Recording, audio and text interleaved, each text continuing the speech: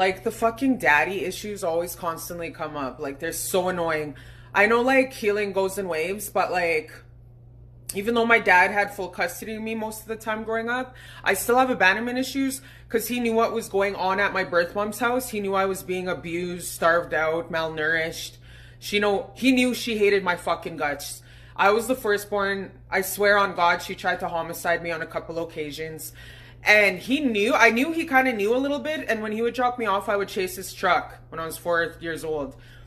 So, like, those abandonment issues still deal with me. So, like, whenever kind of, like, daddy issues, or even in my romantic partnerships, I get this, like, death-defying fear, like, oh, like, I'm gonna always have to chase. I'm always gonna have to, like, beg for a man to stay with me because I have those abandonment issues. Like I said, my dad was always in the picture, always fucking there. But even just that little tad taste of, like, having to chase after his pickup truck when he'd leave me at my birth mom's house fucking killed me and traumatized me. All it takes is 2 seconds to traumatize somebody. All it takes is 2 seconds to traumatize a kid. Imagine this having every weekend. He'd drop me off after the fucking weekend and I'd get anxiety. Oh, I'm going to the house of horrors. I'm going to the house of hell. You know what I mean? 5 days of starvation and beatings and shit. Like, so I do have deep set abandonment issues. Life with my dad was paradise and heaven. And I knew psychically, inkingly, he knew what was going on in that house when I was a kid. So that's where I deal with daddy issues, abandonment issues. Like, was I not good enough?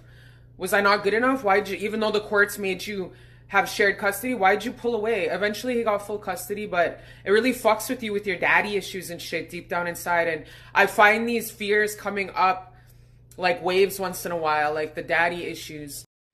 Like, was I not good enough? You knew I was getting hurt. Yeah, daddy issues comes up. Like I said, even though I was my daddy's queen, my dad treated me like the best in Flying Dust First Nation. It hurts. Like I said, 2 seconds can traumatize a kid. And now I find myself when, like, I'm dealing in relationships with men, I'm like, the daddy issues comes up and I'm like, yeah. So it comes in waves. You just gotta do your affirmations, your journaling. Like, I'm worth it. I'm worthy of love.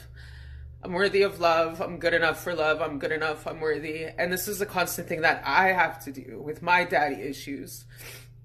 But yeah, like, that's what I mean. You don't have to be, like, in real dire straits when it comes to, like, childhood abandonment issues and shit. Like, best believe my dad was amazing. He was great. Even as a teenager, I always had thousands of dollars in my fucking bank card. Like, who the fuck does that? I don't know anybody's dad who does that to their kid. I had a whip since I was 14 years old. He always made sure I had a vehicle. Like, who the fuck gives their kid a vehicle at age 14? I always had brand new sports cars in my 19, 20, 21, 22, 23. My dad was beautiful and loving, as good as he could through genocide. He got kidnapped. He started seeing these nuns homiciding motherfuckers when he was 5 years old. My dad was gangster.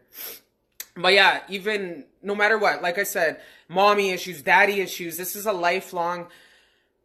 The memories come up. The more they bubble up as you get older, the easier it gets to process them, alchemize them. But it's an ongoing healing, is in layers, and it's memories, and it takes time and patience and love with yourself. And don't be afraid to cry, heal through it.